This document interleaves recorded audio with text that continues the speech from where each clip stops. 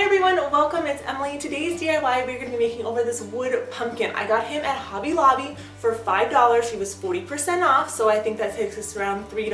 I got him a few months back, and I love this because he's rigid on one side, has a little bit of a pattern, but he's smooth on the other, which makes it great for having a decor piece that serves two purposes. One look and another look. I love sharing DIYs and inspiring you guys and showing you different ways that you can decorate your house on a budget. So if this is something that you enjoy, I hope please give this video a thumbs up and don't forget to hit that subscribe button. I share lots of DIYs, home decorating, lifestyle, and cleaning videos here, and I just absolutely love motivating you to get out there and get crafty. I do have a giveaway going on. I will leave that link down below for you to enter if you haven't done so already.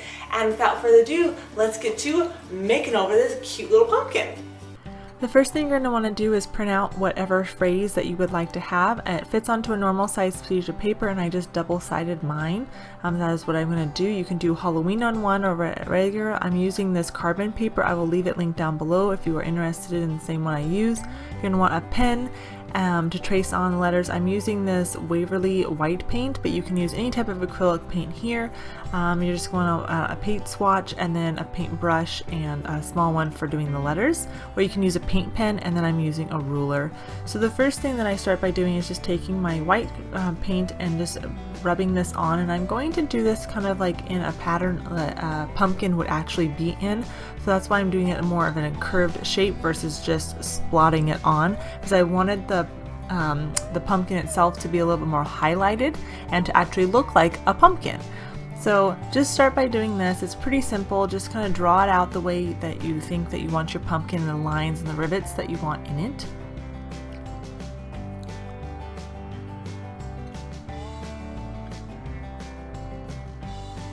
And you don't have to use white, you can use pretty much whatever color that you would like. Once you have that on there, you can see that I left a little bit of the natural wood kind of coming through for a little bit of a highlight.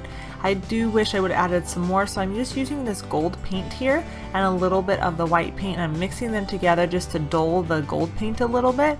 And then I'm going to add some natural highlights with the gold paint, because the gold paint ended up being a little bit more blonde like the wood color is, and I really liked that.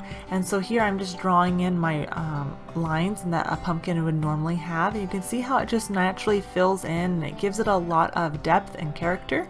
So do this. You can use whatever color you would like. I like the way the gold looked personally. And then I took a little bit more gold and I added it to the stem, because typically the stems are darker than the pumpkin itself. Once that has dried, go ahead and I went outside to do this. I'm using the color Jacobson in this Minwax stain and just a rag, and I'm just going to stain the opposite side. Again, this is completely up to you. You don't have to stain it if you don't want to. I just rubbed mine in, making sure there wasn't any excess on there. And then once that had dried, then I again took my white paint, and I wanted it to be a little bit of a darker pumpkin, this one. So again, I rubbed it into the pumpkin shape and left a little bit of highlights and things like that with the white paint. And then I ended up taking my gold paint again and rubbing this on and giving a little bit more highlight and shimmer to it. It's completely up to you guys. Be very, very creative here. You can't mess it up.